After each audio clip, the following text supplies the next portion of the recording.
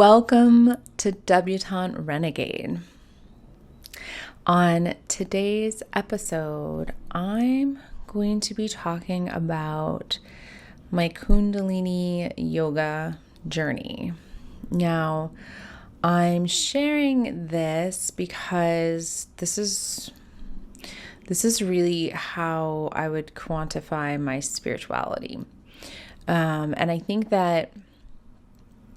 I think, as I'm talking about self-growth and attachment theory and these various things that I talk about on the show, I think it's really important that I share a little bit about my spiritual journey, my spiritual background, because in truth, with all the work that I've done, that I'm doing, I think having a spiritual discipline is integral to anyone's journey of self-awareness, consciousness, healing, being a better human, right? The importance of spirituality for me, this is kind of how I see spirituality in general. And by the way, whatever your spirituality is, whatever religion you affiliate with or however you've grown up, I respect everyone's spirituality, wherever you're coming from, whether you're Christian, whether you're Buddhist, whether you're Muslim, whether you're Hindu, whether you have some other type of spirituality or religion that you adhere to, whatever it is, however unique it is. I know my own spirituality is very unique and specific.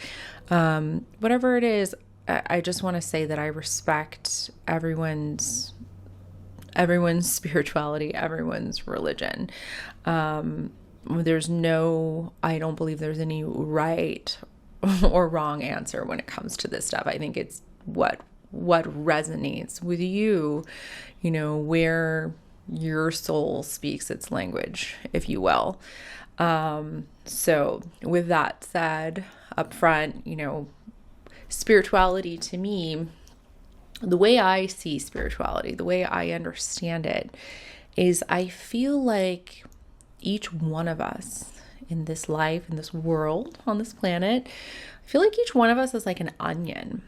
And you have the core of this onion, you have the inside of this onion, and then you have all these layers on top of the onion. And the layers are really, they're like your family, how your parents are, how your parents love you, how your parents raise you, how you're reared, and your family beyond your parents, to, your community, the community that you're in, the society, the culture that's around you, the country, the nationality, all these aspects, these all become like layers of this onion. How you're educated, your socioeconomic background, all these things, these are all kind of pieces of our identity, our sexuality, like all these all become layers to this onion. They're all part of our identity, and they're all layers on this onion. But like really at the core of this onion, the heart of it is the soul in all of us. So we all have these layers of conditioning, if you will, the ways that we're conditioned by our families, by our societies, cultures, religions, socioeconomic class, etc. We have these layers of conditioning, but in the center of that is our soul. At the heart of that, deep within that, is our soul. And I think a lot of us, forget about our soul sometimes or don't work on it. And some people are completely disciplined in listening to their soul and working on it. And I believe that every soul is perfect and beautiful and right, and that is the part of us that is God or godlike, is the soul. And I also think that our souls are interconnected in this web of consciousness. I see our souls, our individual souls, as actually being interconnected in a web of consciousness. So much so that if I harm you, I'm harming myself in this way because there's like a ripple effect, if you will, the web. We're all connected in this way. And I think it's really interesting. I actually think that at some point quantum theory is going to be able to scientifically prove some of this, because they have done scientific experiments on consciousness and how consciousness affects matter. They've been able to prove that your consciousness, that your thoughts can affect matter. And I've had enough interesting experiences regarding consciousness and intuition and things in my life that, I have a belief in this stuff. For me, I'm a firm believer in these things. I've seen enough to prove it to me. If I've seen enough of something, then, it's easy to believe it if I know it.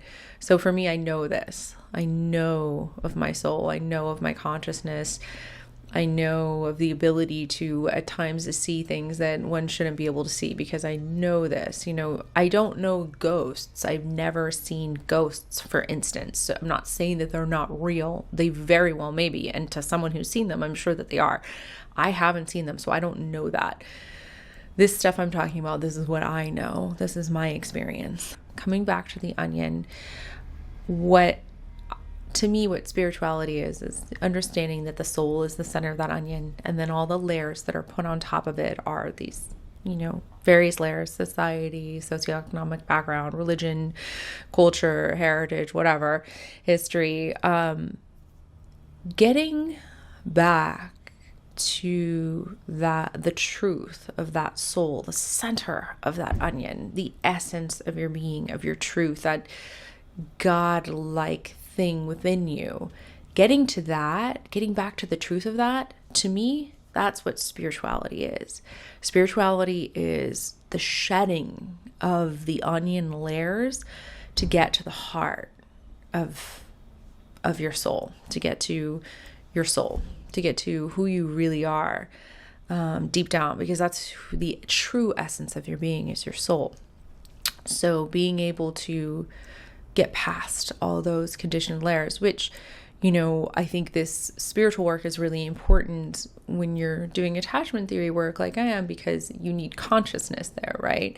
So the attachment theory, that's a layer, that's an onion layer that, it helps inform the vessel and how it operates, right? The way it's wired. But if I can get rid of that layer and get to the true essence of my being, the true essence of my being isn't my attachment. That's a layer that's on top of me. So, the more in touch with your soul you get, the more in touch with your spirit, the more you can kind of conquer these things. It's the truest form of self-growth, because it's really coming to terms with your true identity, in the spirit realm, if you will.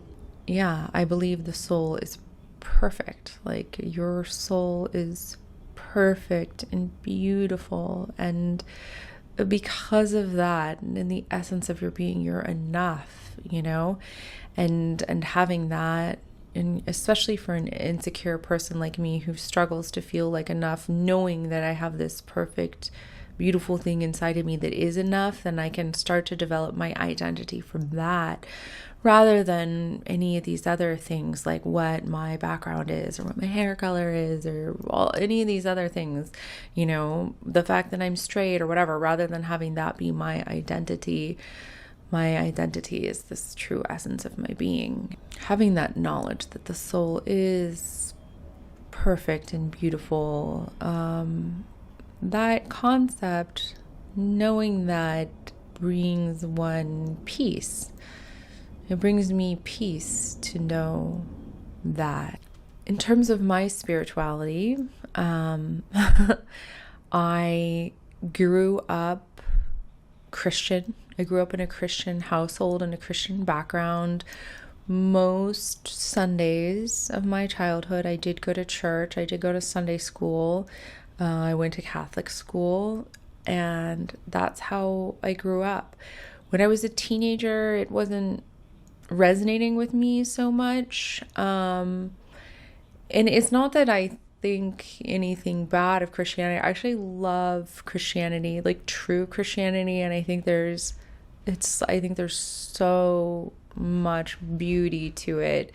But I feel like all organized religions in my mind have been bastardized in some way, including Christianity. That's not saying that, Christians are bad or whatever. I think a lot of my favorite people are Christian. But I do think that dogma can get in the way of true spirituality. And while there are some incredible true Christians out there, there are also people they use the religion as a kind of a weapon, as a tool to judge others with. And that never resonated with me. So when I was a teenager, I didn't like the judgment aspect. And, I think for me, I believe that spirituality has compassion, not judgment. So when I saw Christianity getting really judgmental, I moved away from it for a bit. I moved away, and for a little while. And in my 20s, I started meditating. And meditation was really helpful for me. Just meditation and having a gratitude practice, but that was really helpful. And I think that whether you're a Christian or whatever your belief system is, I think having a daily discipline of your spiritual practice is really important. So for me, when I was meditating, that's me doing my soul work. And I did it daily for many, many years. So moving on to how I got to Kundalini, I think meditating was kind of the stepping stone for what brought me to Kundalini. And I know when I'm talking about Kundalini, I'm like, Kundalini Yoga. And you're like, wait, what does that have to do with spirituality? Just for anyone out there who's not familiar with Kundalini Yoga, which I feel like actually not that many people are familiar with it, I'm going to read from 3ho.org, which is a tremendous resource for all things Kundalini Yoga related. Like if you're curious, just go to that website and look around. But really, I'll just read a few paragraphs about what Kundalini Yoga is and why I'm referring to it as a spiritual practice. Because, a lot of people might think it's just like it's exercise, but to me, while there is an exercise component to it, it is far more than that. It's a spiritual practice. It's a spiritual discipline. So this is what it says on the 3ho.org website. Kundalini Yoga is called the yoga of awareness. It is a dynamic, powerful tool that is designed to give you an experience of your soul. So peeling back those layers of the onion, right? In Kundalini Yoga, we harness the mental, physical, and nervous energies of the body. When it says nervous energies, it means the nervous system. The nervous energies of the body, and put them under the domain of the will, which is the instrument of the soul. This technology precisely and consciously combines breath, mudra, eye focus, mantra, body locks, and postures to balance the glandular system, strengthen the nervous system, expand lung capacity, and purify the blood. It brings balance to the body, mind, and soul. Kundalini Yoga is not a religion. When we apply the technology of Kundalini Yoga to our bodies and minds, it has the effect of uplifting the spirit. It is for everyone. It is universal and non-denominational. That's the definition of Kundalini Yoga. That's what it is. So although it's largely physical, what you do, for me, it's a very spiritual, internal practice. And doing it has brought me more peace than anything I've ever known. So coming from, if you heard about some of my childhood trauma stuff, some of the traumas I've had, my attachment stuff, those challenges I've had in life. At times it could be, having this anxiousness that I can have. The Kundalini brings me peace. It makes me feel, when I do it, I feel at peace. So that's largely what it gives me, but it gives me so much more. But that's the reason why I started getting into it. However, it didn't quite at first. The first time, so let me just say, I've been doing Kundalini for 7.5 years. Pretty consistently for 7.5 years. And sometimes consistently means that I only do it once a week. But there are times where I've been doing, Kriya, which I'll talk about those a little bit later, where I've done a Kundalini Kriya daily for months on end. But I've been doing it pretty consistently for 7.5 years. I first went to a class like 9 years ago, maybe 9.5 years ago, went to my first Kundalini class. And I hated it. I hated it so much. I thought it was so weird and so creepy. And I never wanted to do it again. I was like, that was weird. And I didn't like it. I think I thought that I was like going to do yoga and get a workout. And it was like all chanty and strange. And at the end, they played this gong and it sounded like a UFO landing in the room or something. Like, it sounded so eerie and strange to me, and I felt like nervous and irritated, and I hated it. And I think looking back at how much it's done for me, I think it's super interesting that I had such a strong aversion to it. It's almost like, when somebody tells you like a truth about you that you're kind of in denial of and you don't want to hear, and they like tell you that truth and you're like, fuck off. Like, I don't want to hear that. Like, I'm not ready to hear that about myself. I kind of feel like the first time I went to Kundalini, like I had that reaction. I was like, I hate this. It's horrible. It's like exactly what I need. Like exactly what I need to heal myself. But I hated it. And I was like, no, I'm never doing it again. But I did. After I gave birth to my son, for some reason, I felt pulled back to it. Maybe, I did find out there was like a Kundalini Yoga, like mommy and me class that I could bring my baby to. And at that time, I was really looking for anything I could do with my son. Because actually the type of parenting I did was attachment parenting, like, pretty close, kind of the opposite of the stuff I had. So, I'm sure he's not going to be without issues, but not the same issues that I've grown up with. Anyway, I found a Kundalini class that was a mommy and me one, and I started going, and it just, it felt different this time. I think that I really was ready to take it on.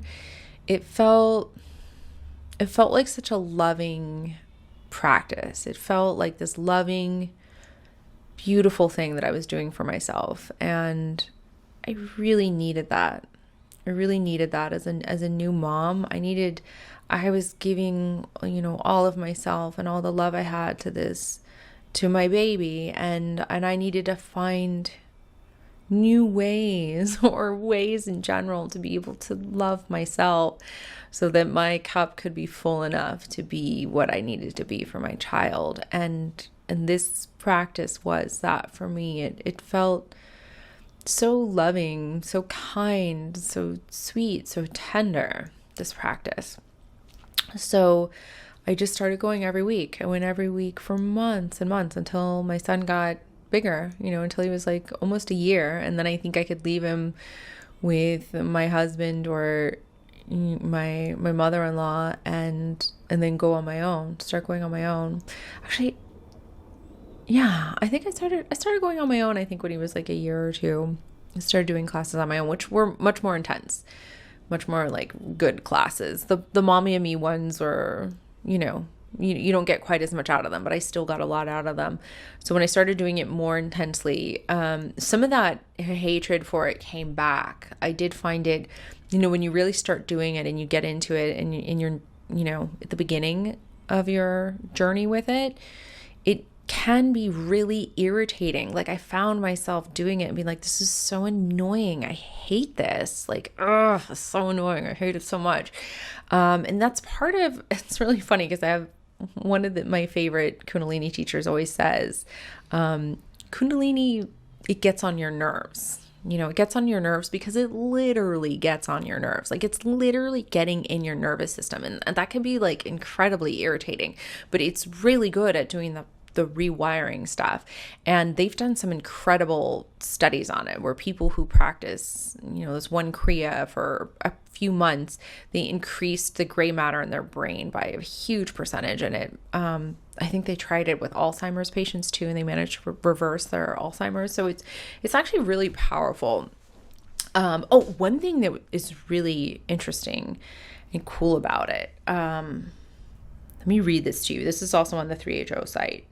Okay, this is like the cool thing about Kundalini Yoga, or not the cool thing, one of the cool things about Kundalini Yoga.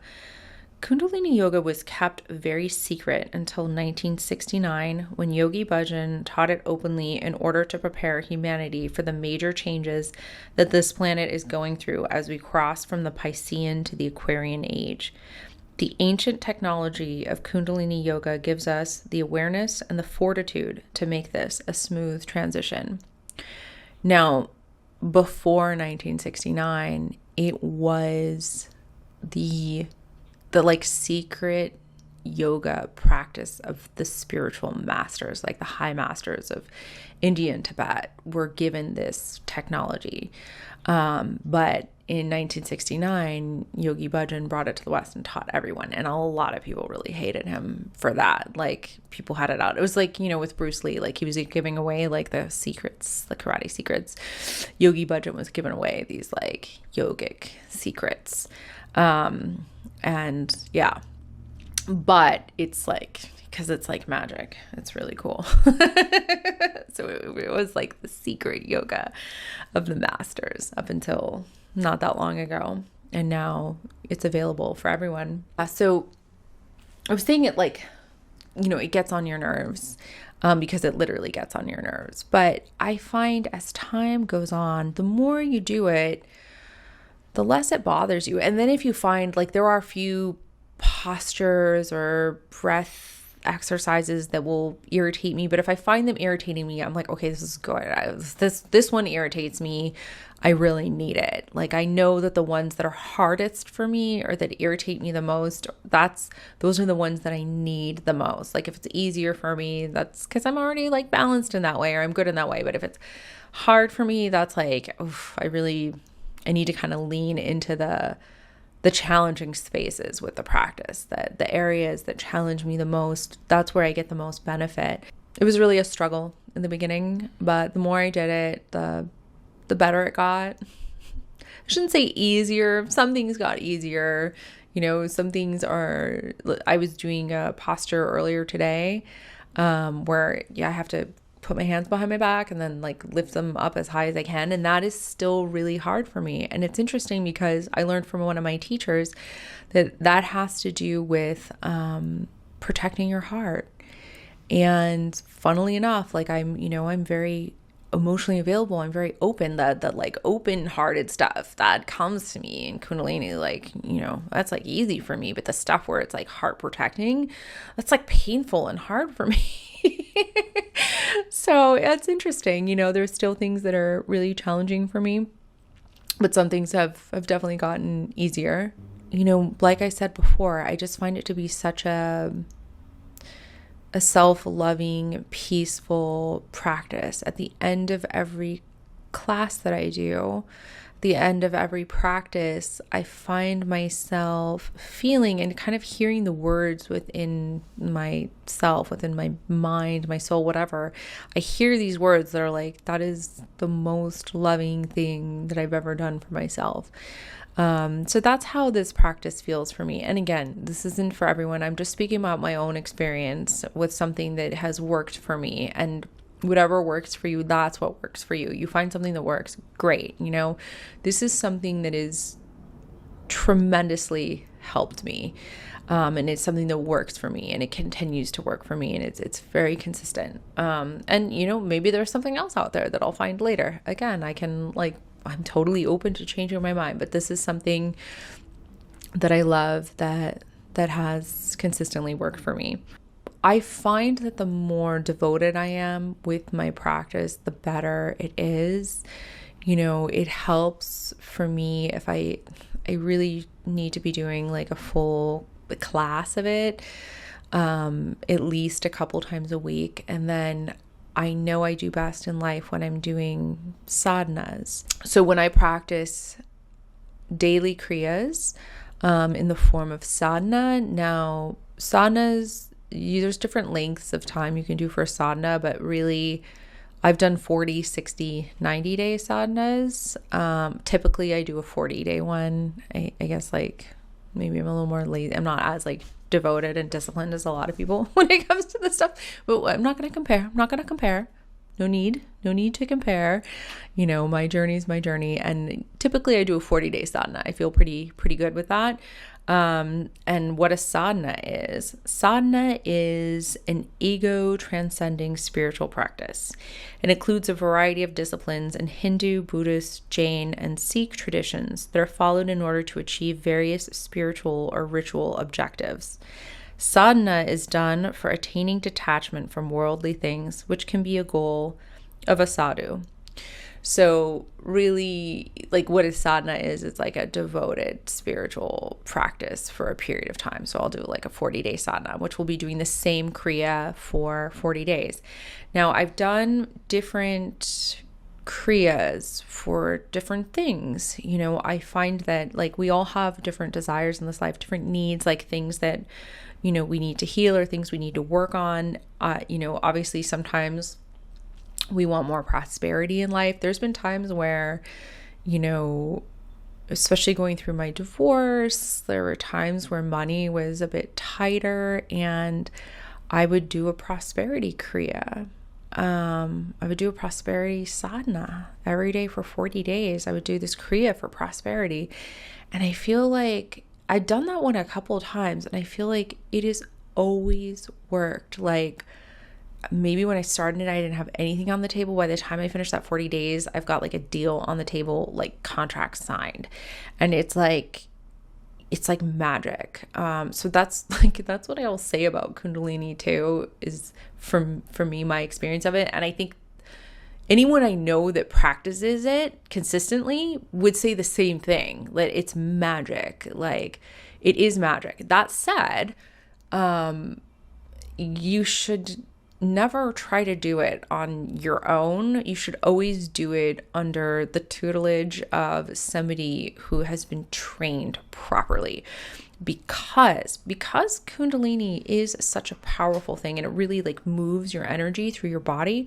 If you don't do it properly, if you mix the wrong postures together, if you don't do it properly, you can really mess yourself up, because it's it gets into your nervous system, right? So if you do it wrong, I think you can screw up your nervous system. You can mess things up. So it's not something that I would recommend ever just trying to go off and do it on your own. Always do it under a teacher. You can find really great free Kundalini classes on YouTube if you look. I do classes on YouTube all the time. You can do virtual classes. I do virtual classes through Yogi Tree, Golden Bridge has them. There's a number of places you could just Google it, or go online and look for it. But I would say always do it under somebody who is trained. And never try to do it on your own. So I would say it with that, because it is powerful. It is magic.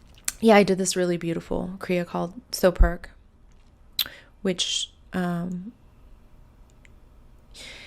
can heal your karma with men. It can attract your soulmate. It can do a lot of different things. But what it fundamentally does is you can do it not with a focus on any particular man. And it could bring a man into your being, but you can also do it focused on a man, whether, it's your partner or your crush or your father, your child, whatever man you need to sort of heal a relationship with, or, you know, like get clarity on a relationship or bring in a relationship with, you can do the soap perk. And I think it's tremendously healing, you know, for me as a woman who's struggled with romantic relationships and relationships with men in general. I've done the soap perk several times. It's a long one too. It's like a 35-minute one. So a lot of times I would do it like while I was doing the dishes or going for a walk or in the car, like, you know, which isn't technically the way you're supposed to do it, but like you do what works, right? And I was still doing it devoted 40 days, 90 days, whatever. You can do it for up to 3 people. Yeah, I've done some other really interesting ones. I did one for truth a little while ago, just wanting to know truth. And that was pretty remarkable. It opened my eyes to some things that I can't unsee. Like I feel awake, awake in the reality of things, awake in the world, awake in terms of humanity in a way that, you know, I never could have imagined. And I think a lot of people are awake right now. If you know what I'm talking about, you know. And if you don't, you don't. But if you don't, I hope that, you know, you find your truth and awakening.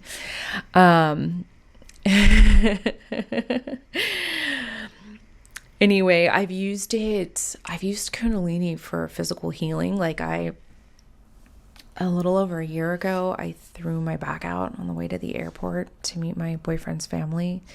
Oh God, it sucks so bad. But I did, like, starting when I was in Chicago visiting his family, I started doing this Kriya called Heal Your Back Now. And I did it pretty much every day. I want to say, like, you know, I did it pretty much every day. Like maybe some days I only did it 6 days a week. Like maybe I missed a day here and there, but I pretty much did it every day for a month or 30 days. And it healed my back. Like by the end of the 30 days, I was better.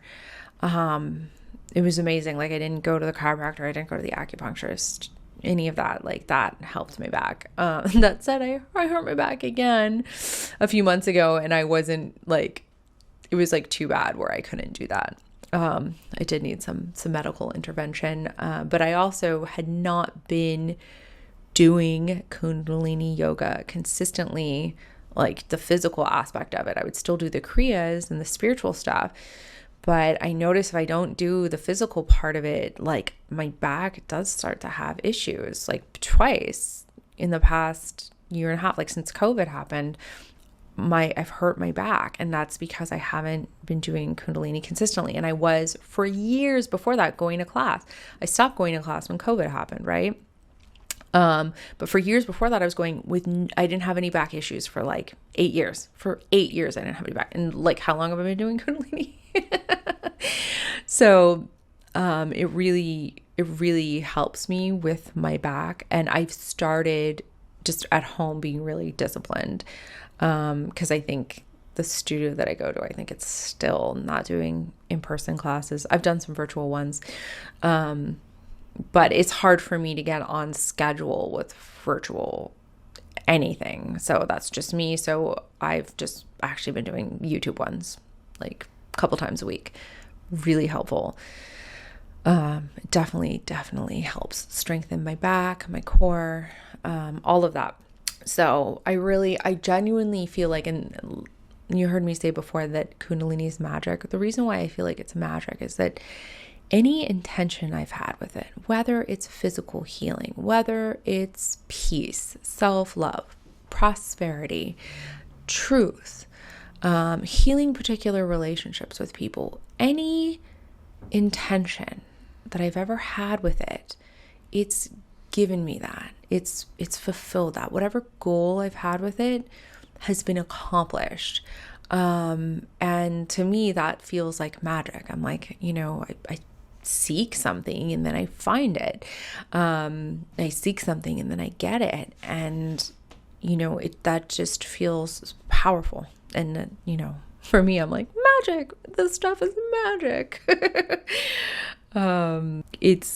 I just find it to be incredibly empowering. I think I already said this, but it just feels so, it's like so sweet and tender and loving and kind. It feels so pure when I do it. Just like it feels like pure and light. And the community of people that I've met in doing it too a lot of them are just really beautiful, loving, kind, generous souls. There's been a couple points, in the beginning of my Kundalini journey where I really needed a teacher, and I had two of the most incredible teachers, one in New York, one here, that really took me under their wing and really just helped me heal in the most powerful, tremendous way. And they were so generous to me. They gave so much of themselves to me. And like, for me, that's something that I'm not accustomed to. Like, these people are rare, special gems. Their souls are shiny and magnificent. And I just, not to make it sound like culty or anything like that, but these people there's just some really special people that do this practice, different from anyone I've met before. And again, having grown up Christian, and there's people in my family that are still very Christian, and I would say in a dogmatic way even, that think that this practice is of the devil or evil in some way. And I can honestly say that it is not. It's really, I was a Christian for a long time, and I do still, even with my with Kundalini, Christianity, whatever, I do still believe in good and evil. I really do. I believe in good and evil. And I would say that Kundalini, it combats the same evil that Christianity does. It's, like in the wars of good and evil, they're just different training styles, right? Like, there's karate and there's kung fu. Like, they're just different styles, and to me, that's what different religions are, different spiritual practices. But I do think you can be a Christian and do Kundalini. And I would say that I am I'm not a Christian. I wouldn't call myself that, but as far as Christian values are concerned, I'm a much better Christian as a practitioner of Kundalini Yoga than I was when I was simply a Christian, because what the Kundalini brings to me, it makes me a better person. It makes me have, more moral fiber to myself. It makes me understand right and wrong and good and evil in a more pure way, in a more sensitive way. And just, it helps me be a better person. I do believe in good and evil, but I don't think that your religion makes you good or your religion makes you evil. I think there can be evil people in all religions and all spiritual practices, and I think there could be good people in all of them as well. I think that what determines whether you're good or evil is how you live, the choices you make, not what religion you identify with or adhere to. Kundalini's been incredible for me. It's always made me feel loved and held, and it helps. I feel like talk about lengthening the fuse. When it comes to lengthening your fuse, making it so you don't get as easily triggered, Kundalini lengthens my fuse. It really lengthens it. It fills me with kindness. It fills me with compassion. It fills me with love. So, and I like that. I really do. It's like, it feels like, it's got this like sweet, pure, childlike essence, this like innocence Like it really, gets you to your pure self. But again, I think that's what our soul is. I think our soul is this like pure, beautiful thing. And I really feel like Kundalini helps you peel back the layers of the onion and see what lies beneath, what lies within. And a lot of the mantras and things that you do, like when you tune in with Kundalini Yoga, you say, so a lot of the stuff is in Gurmukhi. When you tune in with it, the mantra is Om Namo Guru Dev Namo, and that means I bow to my highest self. And then when you finish your practice, you say Sadhana, which is truth is my identity. One thing that they often sing at the end of class is this Irish blessing, and you'll see it at the bottom of whenever I put the information about a show, in, whether you're reading it on the podcast or in YouTube. When I put the information about the show, I always write at the bottom this blessing. It's, something that we sing in Kundalini class a lot at the end of class. And I think it is the most beautiful blessing you could wish on any person. And the blessing is, may the long-time sun shine upon you, all love surround you, and the pure light within you guide your way on. Sadhana. With that blessing, I will leave you. Thank you so much for listening. Please subscribe. Please share if you think this would benefit someone in your life, or just share it. Give it a like, comment if it moves you to do so. And I'll see you next time. Thank you so much, and have a beautiful rest of your day.